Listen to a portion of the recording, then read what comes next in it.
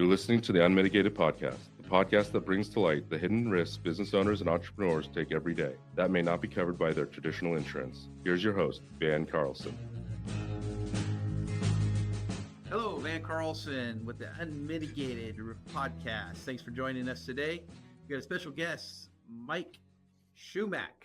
He's considered a cyber expert, security expert, and he's going to be talking to us today. This because we are in the month of October, and it is Cyber Awareness Month, if you're not aware of that.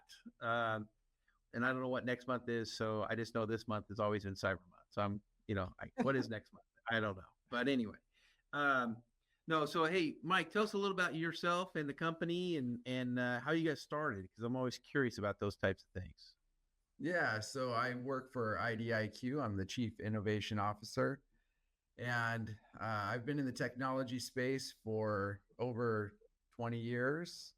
Actually got started in technology while I was in the Coast Guard, and once I left the Coast Guard, I couldn't leave it alone, so I just kept learning more and more. Ended up in network security for a little while.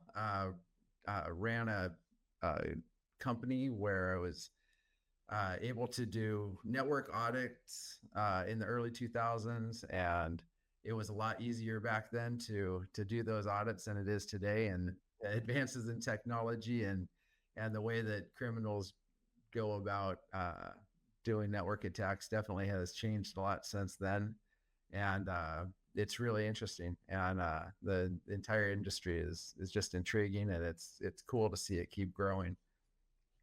Yeah, that's cool. It's always nice to hang out with a fellow coastie. So, it's we were talking earlier.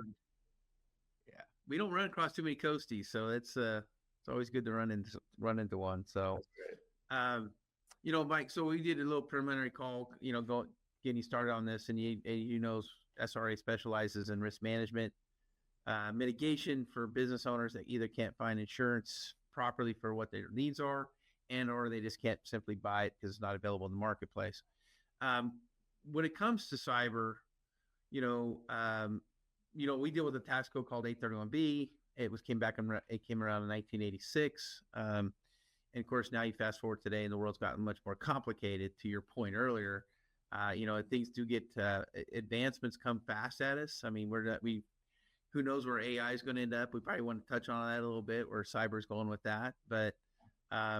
When you look at the overall exposure, and you guys have an element for consumers and business, correct?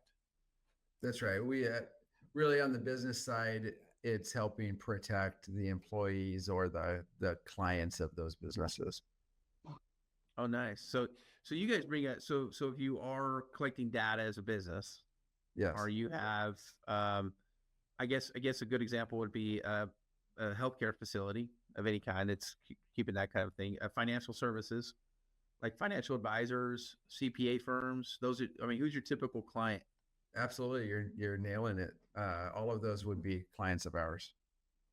Okay, and so your services come in and kind of create an umbrella over and above what maybe they already have some basic security stuff in place on their cyber, but you guys are putting more of a monitoring system on it in case they are compromised, and it's coming from the business, or it's just happening to the individual client?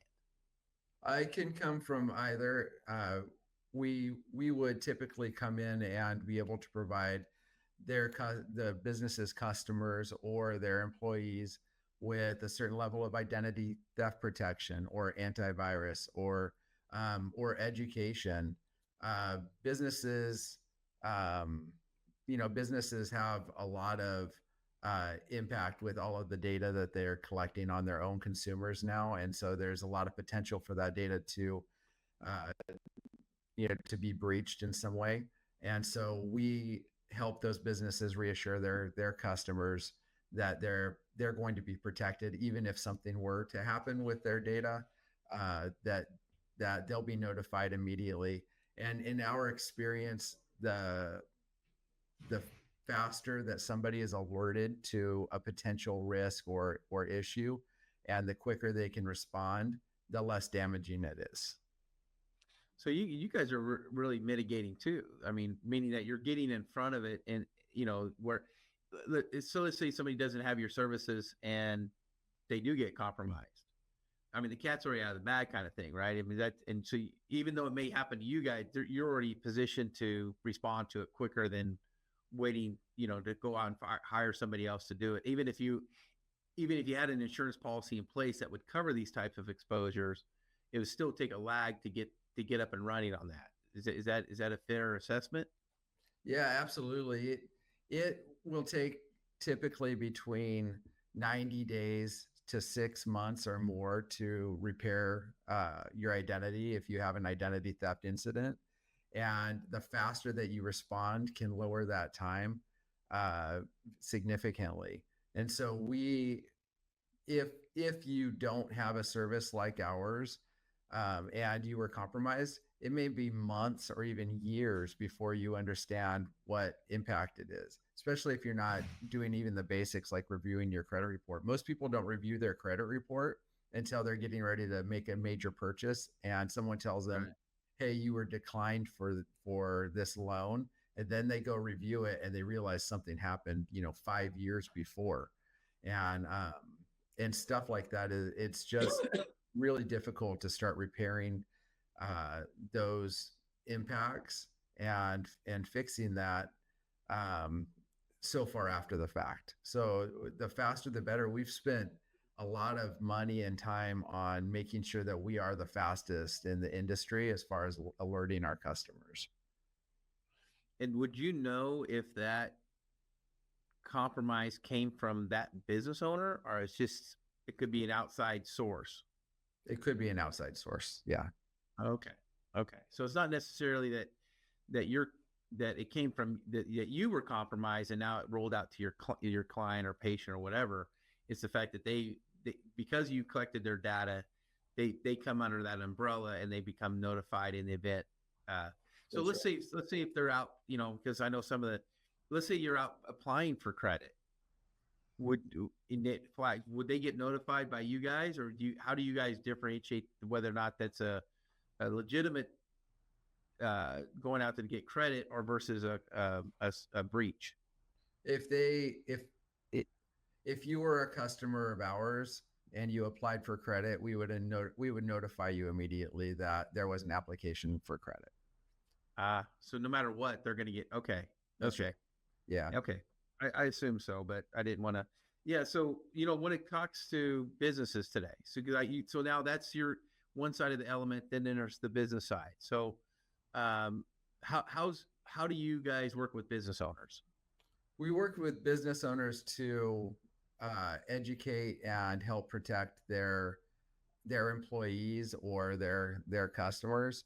Business owners, small to medium size especially, are businesses have different risks associated with them than, say, large corporations. Although across the board, from small to large, there are phishing techniques and things that are being implemented now that really are used to get inside that organization. And we used to worry about cyber attacks and data breaches happening because people were spoofing IP addresses, or there was what's called like a man in the middle attack where they're able to wiggle their way in between a network connection and the end user and things like that. Although they still occur, sometimes the weakest link is just the employee. And so they'll receive a text message that says, hey, this is the CEO asking for, a gift card or asking for bank account information to be sent. And people will respond to those. And so what we try to do is we try to educate employees and we try to educate those consumers so that they understand what's going on and how to identify those things. Exposure and education is probably one of the best tools that any business can have.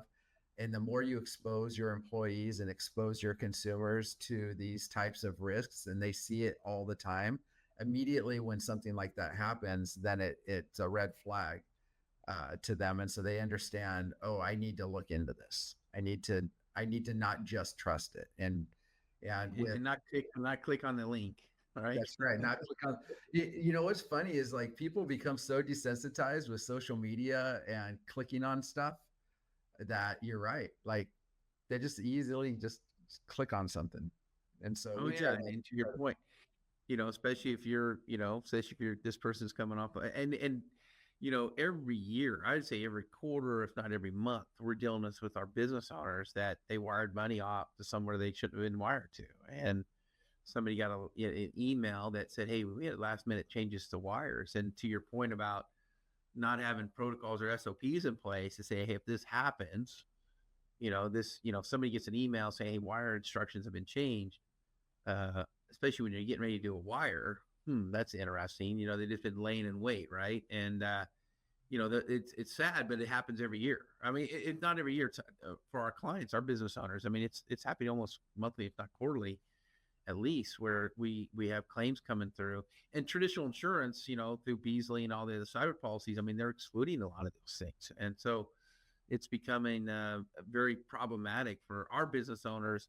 Not only they feel the pain when it comes to, beta theft, right? I mean, they got money got stolen from them, and it's unfortunate. But to your point, I mean, I do think it comes mostly back down to employee awareness and education and all those things. I think there's some stat out there like 90% of all cyber breaches would be avoided if employees would just have instructions or SOPs or training. Bottom line, training, really. I mean, because that's what it comes down to. So no, yeah, we've been dealing with this for a while, like I was saying earlier prior to our recording, and we're seeing a lot of it. One of the challenges, when it comes to the businesses, what are some of the challenges that are probably being faced most by business owners today when it comes to cyber?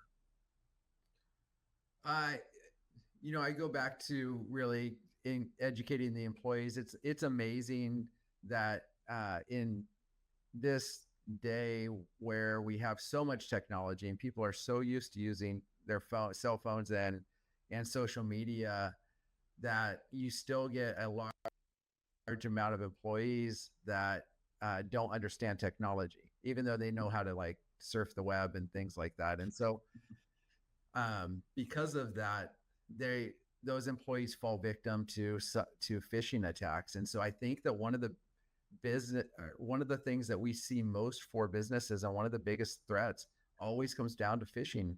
And it's either through email, text message, a phone call, some sort of social engineering attack where the cyber thief will have a little bit of information that they can use that and just gain more information from employees. And so that's one of the bigger things.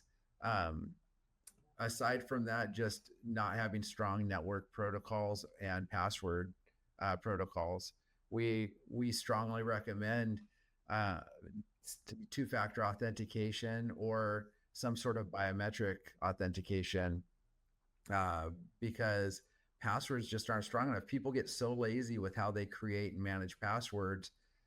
Even now, it used to be in the early days, people would leave sticky notes with their passwords on it underneath their keyboards and stuff. And honestly, that hasn't changed. People still do that stuff. And so that's password.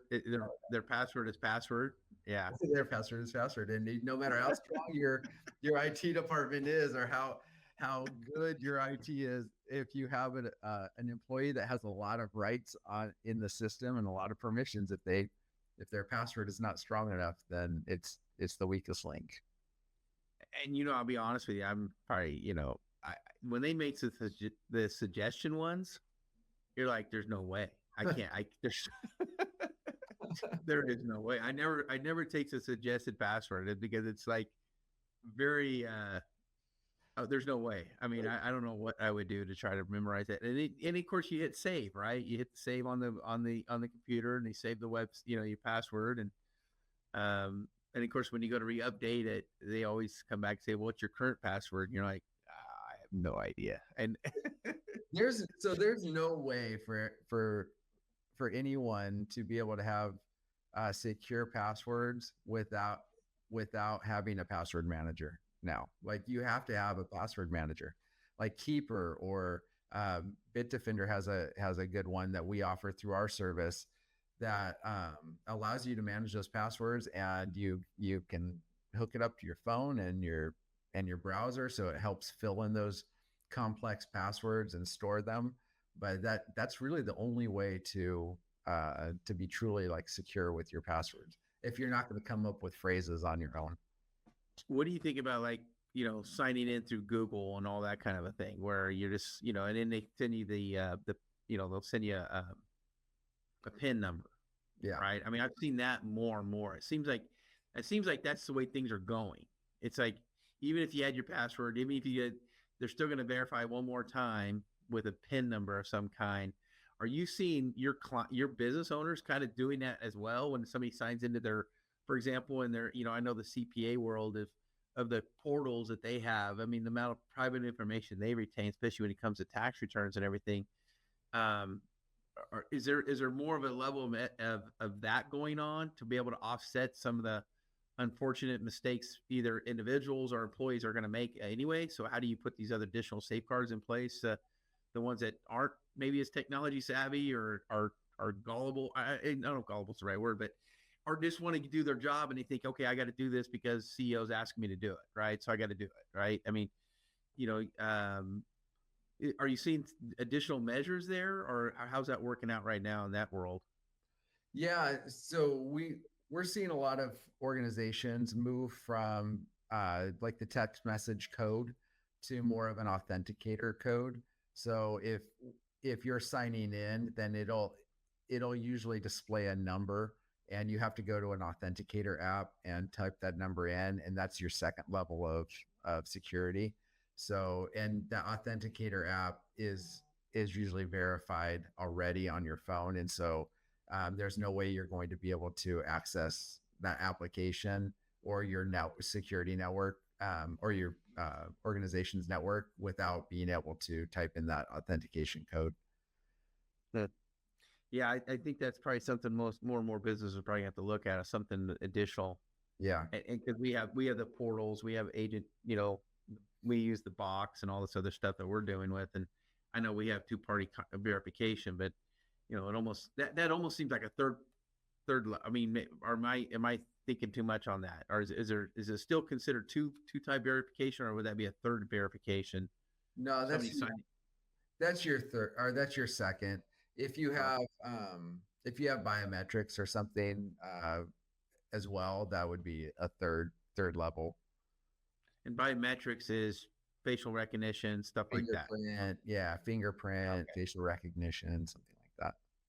Yeah, that's going to be pretty. I mean, that's pretty convenient, right? I mean, it's convenience is everything. Unfortunately, when it comes to human behavior, and I do like that too. I love having my iPhone open with my face. But so is that a big undertaking for a business to introduce to their business from that standpoint, or is it becoming more normal?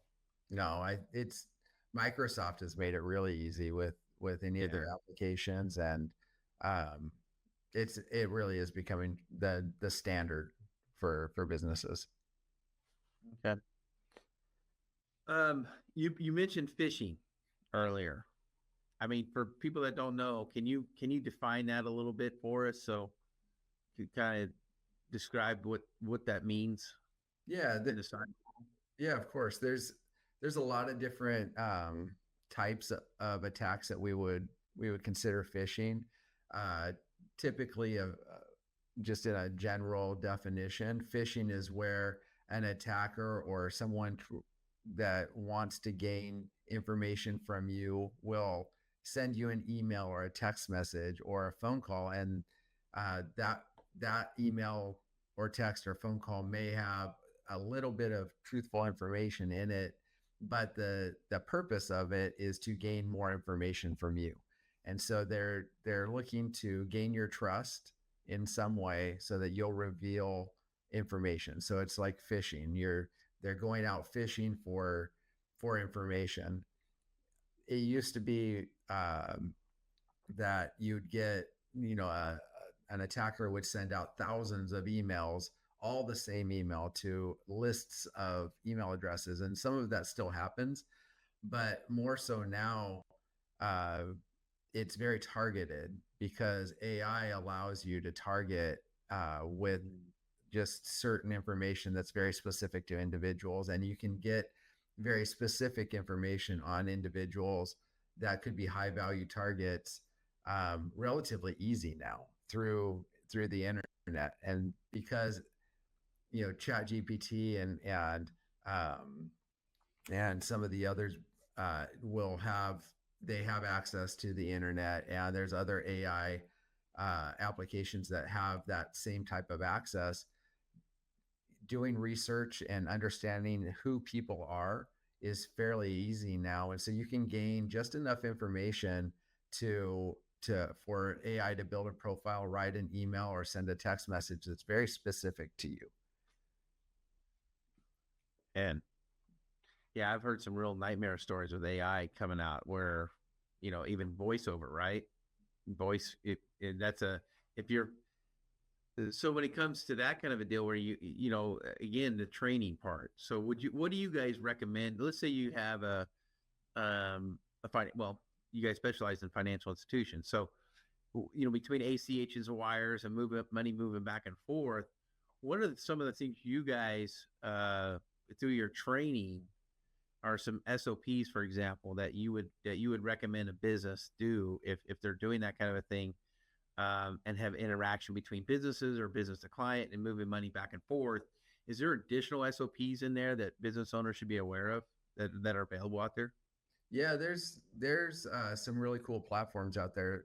Know Before is one that'll will allow businesses to set up test phishing emails or test phishing text messages, and it'll send those out to all of the employees on a regular basis, and it basically tests them the employees to see if they can recognize a phishing email. And what's cool about that is that it becomes just standard practice for people to be on the lookout for something that doesn't look right with an email. And so when a real email comes through that is a true phishing email, then it's just second nature for them to question it. It's second nature for them to look at who the email's from, because even though the friendly name may say that it's the CEO's name, the actual email address may be a Gmail address or something other that's outside of the company. Or look for other things that don't make sense, like the links inside of the email. Do these links actually look suspicious? Do I really want to click on it? If it says to download an invoice because it looks like an invoice email from a vendor of ours, do I really want to do that? Or typically, do I go online to pay these invoices? It allows people to just start to question things and use some common sense with looking at the emails. And that, I would say that type of training program implemented in any kind of organization that has employees that have access to sensitive information is essential. Just being able to send them the training and test phishing emails in a bunch of different ways allows them to understand more, like how these emails could come across and what to look for. Do you guys do any kind of penetration testing for your clients, for your business owners, or is it something that that's kind of more specialized? Yeah, that's more specialized. We don't do that. We can make recommendations and also introductions to companies that do that. We will work with companies in a data breach scenario. So if they did experience a data breach, then we can help get them set up with an company that could help with the pen testing that will be required of them now that they've had a data breach, and also help them secure their customers or clients that were a part of or impacted by the data breach. So Mike, I find it interesting what you're doing there with your company. More I think about it, with the ability to be on the because we pride ourselves, even though this thing's called Unmitigated podcast, we pride ourselves on mitigating risk. And what you guys are really providing is the ability to, well, first off, thwart any kind of potential catastrophic event, first and foremost. And at the same time, if it happens, you guys are going to be the quickest to respond. Is what you guys do unique, or is it been out there for a long time and I'm just not aware of this? Because in the insurance world, it's all about respond. I mean, you respond, right? I mean, I've gone through cyber breaches with clients, unfortunately, and you're trying to hire the white hats. You're trying to, now you got guidelines that are out there. Hey, so, where 500 people get, I don't know if that rule's even changed, but back when 500 more files been compromised, you have to make a press release. You have to, now you got a credit watch, and depending on what state you're in, how, the term of all that, you're basically doing that as if a cyber hit, I mean, already, and that's already that monitor is already going on. Is that what you guys are basically doing? Yes, and we do have competitors in this space doing similar things. What sets us apart is how we were built. Our company leadership all came from credit bureaus or the cyber intelligence space. And so because of that, the way that we've built our product and our focus on our product is very,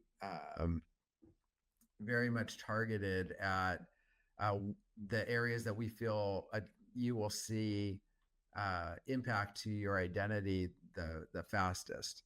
And we understand what that credit data would look like. I bring up credit in relation to identity theft because we feel the very first place you're going to start to see impact is in your credit profile. If somebody steals your credit card, your credit card provider will generally alert you, hey, this seems fraudulent. Credit card providers have gotten really good at finding fraud like that. Where we come in is if somebody opens new accounts in your name, or they got a hold of some of your information. There's been so many data breaches recently that most, if not everybody's information has been breached at some point and has been released, and someone will use it someday. So our motto is it's not if, it's when your information will be used. 100%. And so we really kind of target those individuals. It's not just people, I think, have an idea that their information could be just out on the dark web somewhere, but it's not necessarily just the dark web. I can show you in less than 30 seconds how to type something in Google and find thousands of social security numbers. And so it's not hard to get people's information or data. And so it's better to be protected, to understand when or if someone has used your information without your knowledge. Opened accounts, those are tough to close down. And so you want to know if somebody has just opened an account in your name, or if they changed an account that it was in your name and they've now taken it over with a account takeover. And so we help you by protecting you from those things with fast alerting.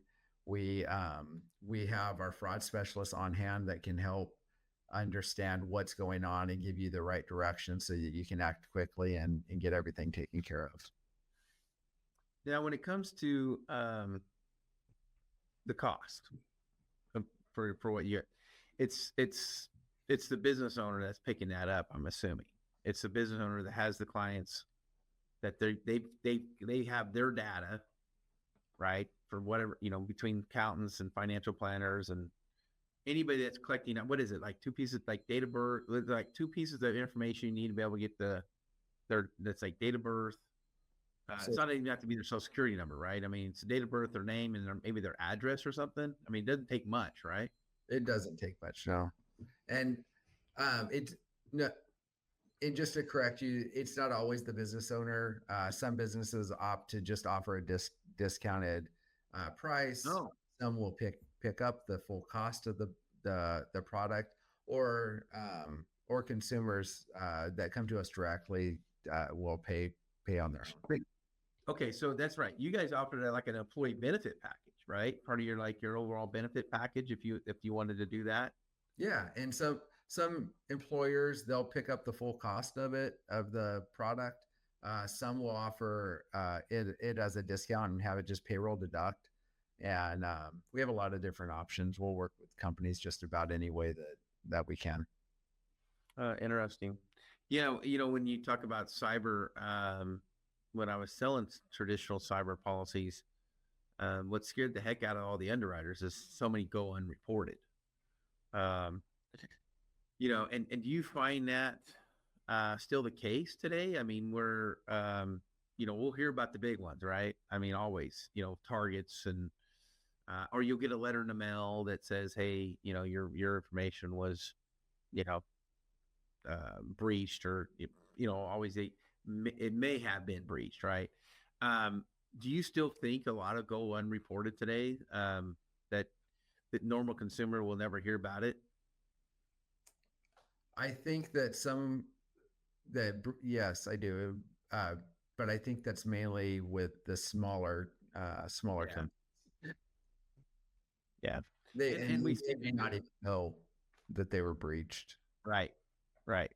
That's true. Yeah, I've been doing this long enough when it comes to risk management. I've had some really unbelievable things come back, especially with some CPA. I mean, I had a client one time, CPA firm got compromised, and somebody was able to get enough things to cash their annuity in, change their address, went through the whole thing, you know, and they didn't have to do anything. They just went online, downloaded the form, and mailed it in, and somebody just processed it, and then they sent in a cancellation to close down the annuity, and the refund, the check went out to the new address, and they went and gashed it.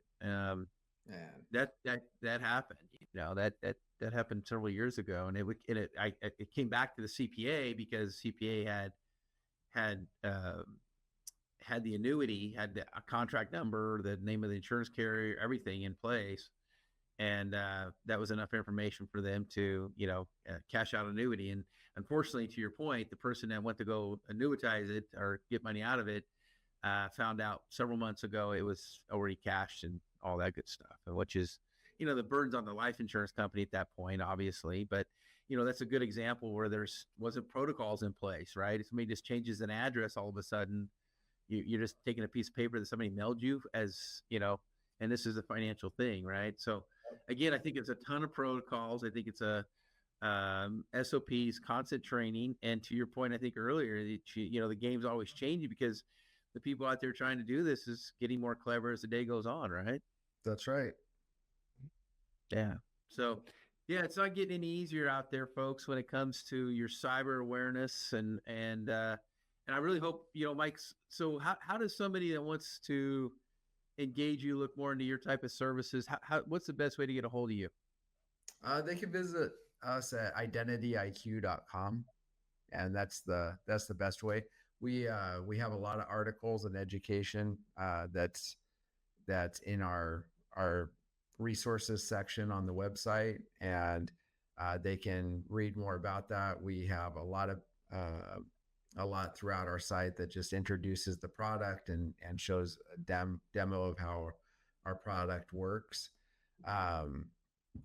We, you know, if you do see Identity IQ offered through your employer, then I would definitely say check it out and see if you know, if you want to sign up for our product through your employer. But as a consumer, just visit us online, and you can give us a call. We'll be happy to talk to you more about what's going on with the product, where we're headed, and I think that's the best way. I love the name, Identity IQ. I like that. So, you know, we're 831b.com. So, you know, there's always nice to have it in your title exactly what you do, right? So, right, you're creating IQ. So I like that. No, so Mike, thanks for joining us here. Thanks for everybody taking the time to listen to this podcast. Hopefully it was informative. I learned some stuff on the way today. And it's not like I'm nowhere close to being a cyber expert, but I don't want to be a cyber expert. It's not what I do. But at the same time, though, you want to grow your business. You're going to keep going down the road of gathering more data, creating more relationships, getting clients' personal information. And then too, the employees. I mean, it's one of the things that obviously as an employer, we're always, we have a ton of information on our employees, a lot of private information. So of course that makes us a rich target. And so, having a preventive, I love the idea of prevention, not only from an education standpoint, but just having a prevention in my mind that having an umbrella like you guys hanging over a company that's not waiting to be breached, but as if it's going to be a win, that you guys are in a position to react. And I think that's a great service you guys are out there providing. Thanks for joining us, Mike. Yeah, thank you.